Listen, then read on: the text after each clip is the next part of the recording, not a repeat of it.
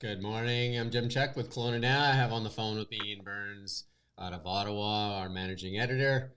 And this morning, the world is going bananas. And we'll start off with the GST, that we're getting a GST break in the run up to Christmas from our Prime Minister, Justin Trudeau. You were listening in on that, Ian? I was, yeah. It was announced at a grocery store in Toronto. Um, Very, very happy, Justin Trudeau, and even happier, Chrystia Freeland, announcing 2 months. So it's from December the 14th to February the 15th. GST removed from. He said 100% of groceries, but that really just means things like rotisserie chicken, like things like Oh prepared yeah, foods. because there is no GST on groceries to begin with, right? There's GST on ready to eat stuff and snack foods and stuff like that. So certain grocery items are GSTable, like snack food items and stuff like that. Because GST is a very complex tax, right? One example is if you buy raw lobster, no GST. If you buy cooked lobster, GST because it's ready to eat. If you buy cooked and cooled lobster, then it's no GST, and then they've just added some more complexity to it. So there you go. So you're gonna, they're saying that you could realize about $100 in GST savings over that 2 month period. Why not reduce GST like Stephen Harper did a number of years ago from 7 to 5, or something more permanent instead of a populist move where you're going to give people another, $100 to $200. It's just a very populist thing to do, and to try and buy some votes or some poll increases or something like that. It just seems to me a bit ridiculous that all of a sudden he wants to play Santa Claus. Well, I would assume uh, that's probably exactly what Pierre Poilievre is saying right now, because he's given Yeah. his own press conference to sort of hit back. He might as And well put a I hat would on be and surprised if he a didn't red make that point. jacket and said Santa Claus is coming to town, and here's a few crumbs for Canadians that have been screaming about the carbon tax. We're keeping the carbon tax. I remember because just a couple of days ago, he was out there saying, rent. A lot of people struggling with rent and paying their bills, and that they want the carbon tax removed, but they have to realize that the climate change is the number one priority, even if you are struggling with rent and that. So this is his answer to that, I take it, because he took a lot of flack for that. I would certainly hope that they'd been planning this a bit longer than a couple of days. But yeah, I think Um, it's probably more likely it's a this is probably something that they discussed when they had that big meeting, the Liberals, not so long ago, when they all signed that letter to try and get rid of, or 20 or so MPs signed a letter to try and get rid of Trudeau. Probably this was the plan that they told us about, that was going that part of the fight back against the Conservatives. Again, this is so disingenuous. It doesn't add anything to stimulate like growth or jobs and all that. It's just like, taking the tax off of beer and, you know, silly things. And like, it's just, I don't know. I shake my head. But hey, I imagine it'll The just thing cause about some diapers, so GST is coming off diapers as well. it I think shouldn't that be on there raises a in the very first place. interesting How's that? discussion point. Why is there a tax on that in the first place? Yeah, exactly. Like take it off permanently, Yeah. as opposed to anyway, do some stuff that has some real consequences. Like in the states, they're talking about no taxes on overtime, no taxes for seniors. A period on there, like that would be great. No taxes on seniors on CPP, OAS, and all that stuff. Why don't we do something that has some value as opposed to just another populist thing? But hey, what do I know? just Yeah, I don't think this it's just policy. I don't think this policy is designed to appeal to people that are trained accountants, because I think they can see through it. It's just ridiculous. But anyway, the International Criminal Court issues arrest warrants for the Israeli PM. That's something that hasn't been done for a while. Or yeah, Yeah, and it's Trudeau was asked about this just now, and he gave a very solemn pronouncement about how we have to respect the International Criminal Court and international law and so on. Quite interesting to note that it's actually a very young organization. It was only created, I think, in the late 90s, I think 1998, right. which means that it's younger than Jurassic Park, for So example. But it's is not Trudeau it's prepared not to like a arrest Benjamin Netanyahu when he comes to Canada? Is that what he's prepared to do? Well, as you might not be surprised, he dodged that question. But the reality is, he wouldn't do that, would he? Because No. then the Americans would punish us severely, and the Americans don't sign up to this. They don't care about the International Criminal Court. Yeah. The quarter of Canadians feel older than their true age. But hey, maybe after the GST break there for 2 months, they may want to reconsider, right? So. Well, they can buy adult diapers now without GST, so that might that might Or help. maybe if people stopped eating the snack foods and all the garbage sugar foods and all that stuff, maybe they would feel better, because definitely we're being fed a bunch of stuff, and maybe ease up on that stuff, start to eat some whole foods and stuff like that, which don't have GST on them in the first place. So you can save the GST on foods all the time by just buying whole foods. Well, if you look at the list, which we've included in our story of the things that are going to lose their GST, including that are chips, potato sticks, bacon crisps, cheese curls, popcorn, pretzels. Exactly. So and it's all beer. there. And beer, right? Yeah, and beer. Just wash that down with a nice beer. And then again, here we go with the provincial stuff. Like you were saying, in Ontario, it's actually going to amount to, what is that? What's your HST in Ontario? 12%? I think it's like 13. Yeah, so 13 something, yeah, something like that. So it's going to work off the HST in provinces that have HST, but for provinces like British Columbia that have our own separate PST, it'll be just the GST off, and then in Alberta where they have no sales tax, and they managed to get by without a sales tax too, whereas most other provinces have a sales tax of some type. If you look at the list of the provinces so the difference is, you said $100. That's the estimate for provinces that don't have HST. The estimate for ones with HST is $260 that they'll save. And then you look at the list of provinces that affects. It's Ontario, Newfoundland, Nova Scotia, New Brunswick, and PEI. All places, particularly there in the Maritimes, that the Liberals are desperate to win back and scared that they're going to lose in the election. Imagine that. Imagine that. And here we go with the bananas. This is where some people have too much money. A man buys a banana actually duct taped to the wall. And Rommel, do you have that video of the banana duct taped to the wall there? And you want to play that? Catalan's comedian. Here it is in all its splendor. We're going to begin at $800,000, at $800,000, $850,000 now, 850, 900,000. Thank you, sir. 1,100,000 is your bid, sir. 1,200,000, 1,300,000, 1,400,000, 1,500,000. We are looking at an ordinary banana and an ordinary piece of duct tape. However, what makes the ordinary extraordinary is the intention of the artist who put this together. Yeah, anyway.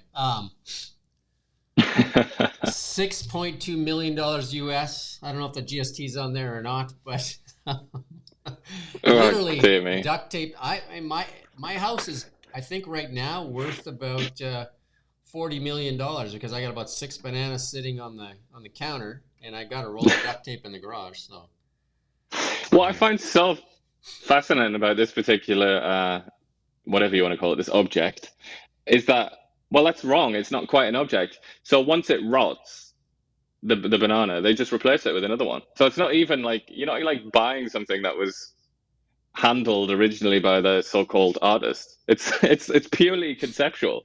So what he's buying is literally just a random banana with a random piece of duct tape. I might say that cryptos run up so fast. We'll talk about it later, but cryptos run up so fast. A lot of people are super flush with cash right now. Like, crypto's doubled in the last, month or so. So maybe they're just like showing you how you can throw money around, because it just seems ridiculous. Or maybe there's something going on with bananas, because if we look at our next story, there's a guy driving a Model S Plaid to show off the acceleration of the Model S Plaid. He stuck to the banana to the top of the seat and then floored it, and then threw out the quarter mile there. We're going to play that, Rommel. And that banana stuck to the seat for the quarter mile. So there's so much acceleration in a Model S Plaid, like it'll hold that banana to the seat there. That's good there. So there you go. So there's another example of bananas. And then one more banana, Starlink and SpaceX were talking bananas too, because when they did their last SpaceX launch, the girls, the two ladies that were doing the color for for SpaceX, they were wearing a T-shirt that had bananas on it, and then they were trying to say like the payload on the Starship there, if it was all bananas. I don't know. Like, it's just, I guess the world is just bananas going, you know. So if you've got bananas in your home right now, they might be worth a lot of money. But like you said, they typically don't last that long, right? No, but I mean, certainly in terms of economics, the world has gone bananas, hasn't it? Yeah, that is, and crypto seems to it's having such a it's such a distorter, isn't it? Like you say, like some people are just so flush now with Yeah. cash. The world has gone bananas, truly. Beyond the Ballot did the show with Renee every Tuesday now. Renee Merrifield is in every Tuesday morning, and we talk about Beyond the Ballot. In the Tuesday just passed, we talked about the BC's cabinet and the bloated cabinet and more money cabinet, and then the Conservatives announced a shadow cabinet yesterday. Everybody gets a job. And extra pay. Extra pay, and the taxpayer, guess what?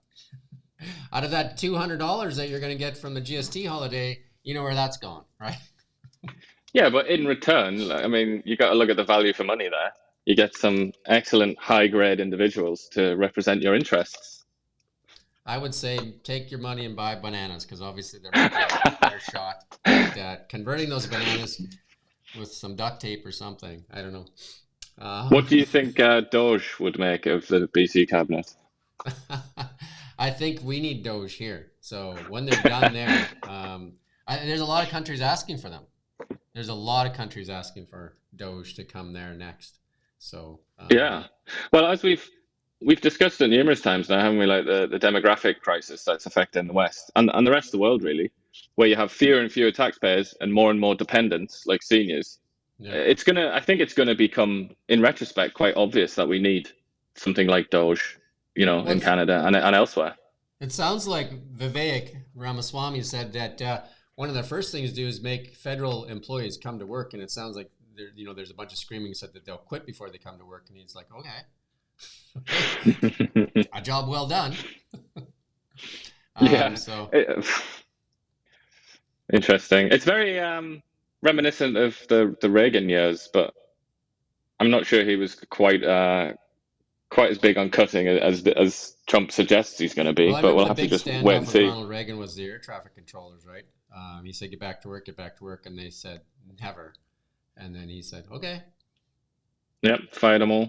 Yeah, and they're just like, you'll never fly another plane, and guess what? Next day, planes are flying because the U.S. military just sat in for it, right? So. Yeah. Well, I mean, it's very interesting that we talk about that, and because we've got Canada Post right now, that's ongoing. We've got still kind of ongoing the port strikes. Who knows? They put in a legal challenge. Every year, it seems, you have the railways as well. It's kind of Canada maybe could learn something from that. How good are you at reading body language? That's probably average. Put myself in the average bracket. Let's see what you think of this. So we're going to play this clip there. Here's our good friend Justin Trudeau speaking with the Italian Prime Minister. So many G-forces. In a very complicated time in the world, has been incredibly appreciated and inspiring, and I look forward to picking up where to the place where you got us. And let's take that off the screen, actually. Yeah, let's move on. I didn't realize there's a pretty bad swear word there. Take that off, yeah. There you go. Her body language, not that friendly. She kind of looks like when you see a politician goes out in the street or something and tries to talk to like an ordinary person and tries to persuade them that things are actually going well. And then that's often the reaction that you get from the ordinary person, just like not amused whatsoever. No, she wasn't buying in. You know what I mean? Like she wasn't buying in at all. And yeah. There you go. Neuralink. Happy to announce that Health Canada has approved the launch of its first clinical trials in Canada. So there you go. They're looking for people that want to be part of the study, and that they're looking for people that are quadriplegic. Quadriplegic. Yeah, I got stuck there, or due to ALS or SCI. I mean, part of Neuralink's goals is to make blind people see and people that have lost motor functions to walk again. Well, they've had a couple of successes as well, haven't they? And there was that guy that did a live chat. I think, was he quadriplegic as well? So they have had some there was success one already, that, haven't and they? then he could make his computer do things just with his mind, right? Like he didn't have to move his eyes or anything. It just was all mind related. So, and then in the next one here, we have a picture of the rockets over time, and you can see that we're starting to see more and more people are being introduced to SpaceX now because of obviously it's got a bigger profile now. And in the bottom right corner, that is the Starship there. That is, you know, the plan to go to Mars here in the next little while. So it's the world's biggest rocket ship. Wow. It kind of looks a little bit rudimentary, doesn't it, compared to the more elaborate designs there. Well, you can see the space Musk shuttle has shown you.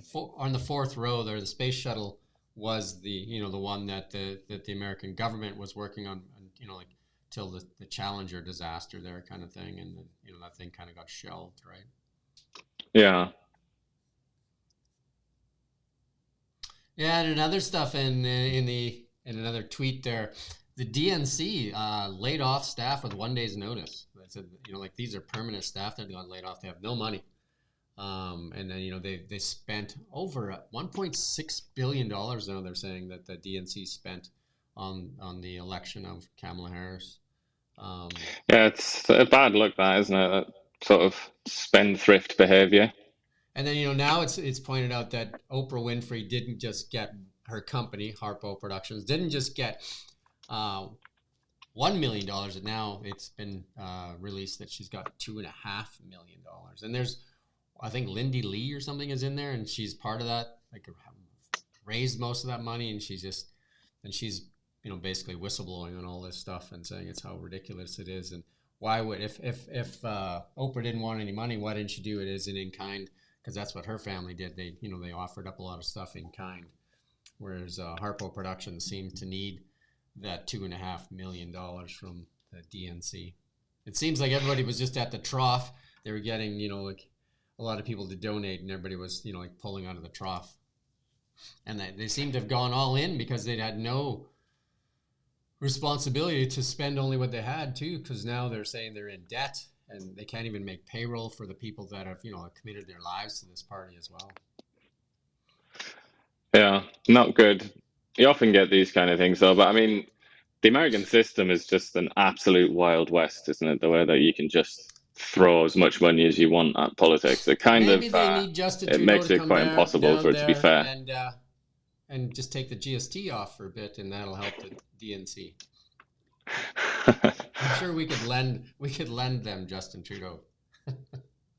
I think once upon a time they would have loved that, but maybe not now.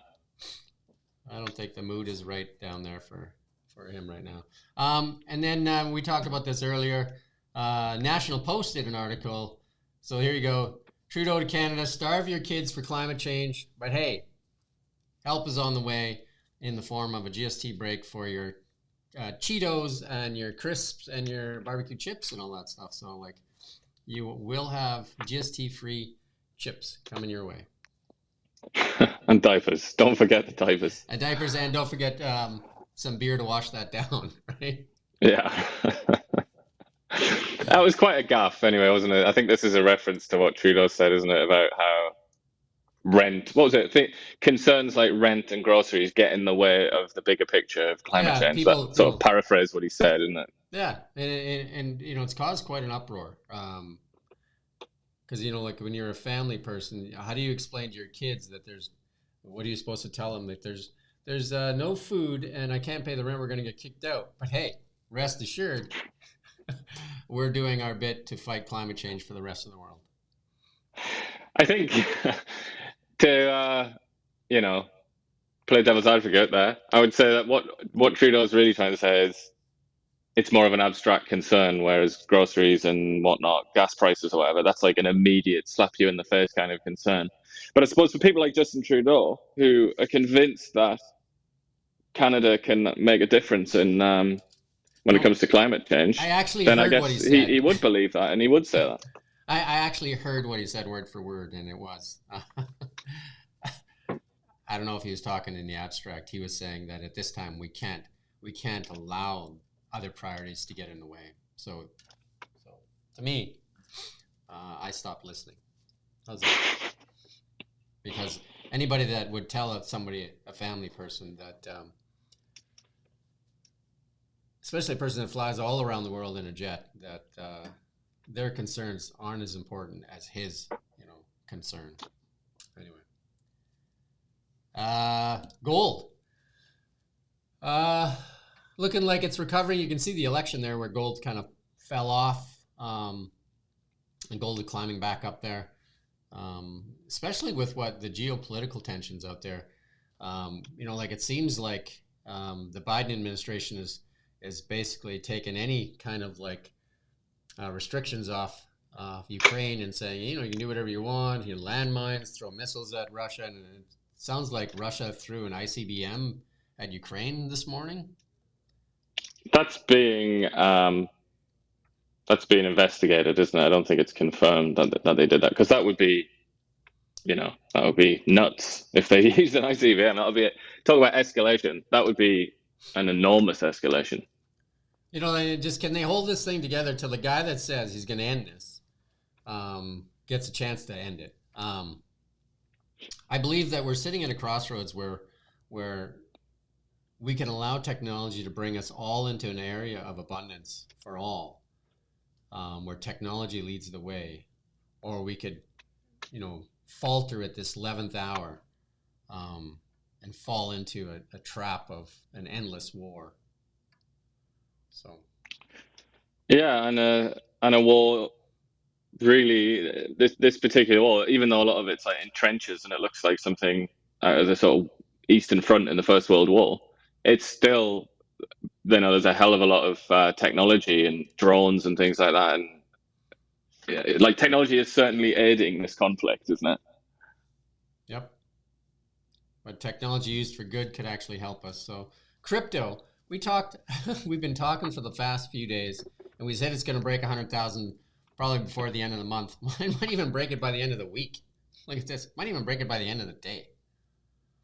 Right? It's going to be more $6 million bananas being bought by the looks of things. More bananas. That's for sure. That's about close to $140,000 Canadians for one of these coins. Mad. So, one of the things, the tech sector has done extremely well since, Trump has won re-election. The market has responded very well. And I believe, again, if technology can, in all forms of technology, can be allowed to do good for the world, we could see some really good stuff come, especially with regulation coming off and some of this technology to allow it to kind of to move forward, take off, all the censorship that's been more used there, and just allow technology to kind of lead the world. And we could have you've watched the Jetsons, I imagine, or seen the Jetsons? Sure have, yeah. I was going to actually run a little segment of the Jetsons, but we could be entering a world where, that's more true than anything. Food abundance, housing is a thing that's tough, but there is ways for housing, and there's a company that Elon Musk is working with too. I think it's called Boxable. There's different things that can be done. So how do we get there before we enter into a conflict that'll kind of get in the way of everything, right?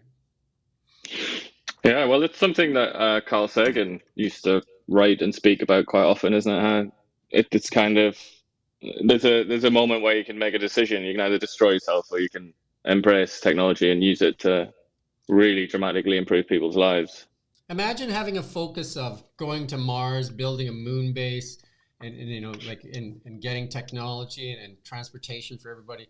Imagine focusing on that as opposed to all this nonsense we've been focusing on for the past, 4, 7 years, 9 years here in Canada with nonsense politics. It would certainly be nice, wouldn't it, to think about, well, I say this, in my opinion, it would be nice to think about Mars and stuff all day, yeah. But it seems the cut and thrust of politics kind of it always drags you down to the nonsense level, I find. One of the biggest leaders in AI technology, NVIDIA, reported yesterday after the bell. Big numbers out of NVIDIA. Record revenue growth, like a big surprise there. Record revenue of $35 billion for Q3, a 17% increase.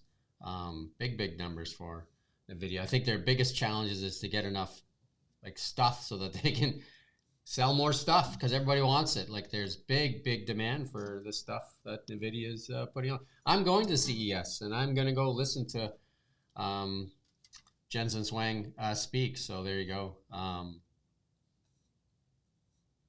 He's definitely, you know, one of the leaders right now out there. So and NVIDIA is one of those as well. Big IPO out of like we haven't done a lot of IPOs on the TSX for quite a while, but Group Dynamite, which is the garage brand, you can pull up those images there. Yeah, so that's the Dynamite brand there, I think, and then there's the garage brand, two that you see in many Canadian malls. It's a Montreal-based company behind women's fashions, retailers Dynamite and Garage. They launched a $300 million IPO. Stocks launched it at $21. I think the stock's trading at around $20 right now. So you can buy it less than the IPO. So there you go. If you're into fast fashions. There's some fashions ones that have done really well in Canada. Lululemon, one of the standouts for sure. Lululemon. Chip Wilson out of Vancouver was the founder of that company. Founded there with him and his mom, sewing some athletic wear. Not bad. And then Aritzia, of course, and just venturing into the United States. So those are two Canadian retailers. And then now Group Dynamite. Canada Goose is another one that's extremely successful. Yeah, expensive one for sure. That one there, right? There you go. Anything else you want to talk about, or you're just rushing out to get some bananas tax free here? And duct tape, definitely. What's that? And I need to get duct tape as well. Duct tape, yeah. You know, you're going to need a roll of duct tape. Stock market, up and away, right? Up. Lots going on. There's a meme out there right now with the new head of education in the United States is the former wife of WWE Ed McMahon. Oh, Vince, isn't it? Vince McMahon. What's that? Vince? Was it? Is it not Vince McMahon? Ed McMahon was on the other thing. There you go. Ed McMahon, I think, was on with Johnny Carson. There's videos going around of her being like, you know, turned upside down and sort of given a body slam by one of the wrestlers. I think it's a pile driver they call it or something. Yeah, pile driver. That's it. Yeah, I mean, at least it's interesting. That's what I would say. Yeah, so there's Justin. He's going to parade this around for a while, and we're giving Canadians a tax break. You want to give them a break? Cut the carbon tax, buddy. You know what I mean? Like you add carbon tax on, and then you cut a little bit off. Like that's just like, you know, I don't know. What would the world do though if Canadian emissions increased slightly? It would probably that would be the apocalypse, I imagine. We just had some breaking news cross here. Matt Gaetz withdraws from Attorney General consideration. Well, I guess he must have. It must be to do with that report then. That he was being investigated, wasn't he? And there was a debate about whether it would be released. I guess it is going to be released. So it's interesting though because he gave up his seat as well. Yeah, he's going to be in a pickle. Maybe he'll go to Fox News. What's that? Maybe. Well, they need some people there, I guess, right? So yeah, he could be the new face I thought would have a of tough Fox time News. getting confirmed for sure. And there he goes. It plays out that he's not going to get confirmed. Interesting. I wonder who it'll be instead then, because that's a big job in the Trump administration, isn't it? For sure, 100%. So yeah, so that's and that was the Hill that put that out. So maybe it's going to be Rudy Giuliani instead. That would be equally controversial. Yeah, I don't know. Interesting. That's the first of Trump's picks that fails to make the test, I'm sure that they'll be celebrating that all over the place. So Yeah, they will. They'll consider that a sort of consolation prize, won't they? Consolation victory. yeah, it's figured. CNN has it right there on their front page. There you go. There you go. Oh, so they obviously that report that was coming out probably was pretty damning, and they probably said sit down or we'll release it, and then that was it, right? So there you go. Seems to have been related to paying money to women for carnal activities of some sort. Not a good look. Certainly Anyway. not. No, very embarrassing. But then Trump cannot possibly claim to have not been warned because that came out a long time ago. So I think that was one of the loyalty appointments, I think, because Matt Gaetz stood in with Trump when nobody else would, really. Do you know what I mean? Like, because there was a time when he was, even shunned by the Republican Party, right? So yeah, and I also think maybe it was just an attempt to wind people up, like, annoy the Democrats, basically, and what Trump calls the establishment. I think that's probably what it was. It was intentionally antagonistic. But, obviously, dangerous guy to a point if you think about his history. So I don't know. But maybe he sent the message and that's what he wanted to do. yeah, we don't know. He is a crafty negotiator, so who knows if he knew that this is how it's going to play out as well. So obviously he didn't. It proves some of those critics wrong where they say he's going to do it no matter what, no matter if the guy's a convicted, whatever, criminal or whatever it is. Turns out that he's not. So there you go. No. I gotta rush out and get more bananas before there's hard to get. So yeah, before that December 14th deadline. Before the December 14th GST deadline. So there is no GST on bananas anyway. So, but hey. Exactly, but still hot commodities. They're definitely a hot commodity, right? So you never know. Get the duct tape too, because you're going to need both, right? Yeah, and you need a white wall to stick it on. Yeah, I have no idea how that's sold for that kind of money, but hey. It almost just seems like it's the equivalent of setting fire to thousands of dollars or something on camera and laughing at people, or like laughing, going into a kind of homeless shelter and setting fire to money and just laughing at people. I mean, that seems to me what it is. When that NFC craze was going on, where somebody NFT, bought Jack Dorsey's first tweet for $6 million, like, what was that? Yeah, I mean, I think the truth is that there are some people that just have kind of like a super abundance of money, and they just they have a laugh with it almost, don't they?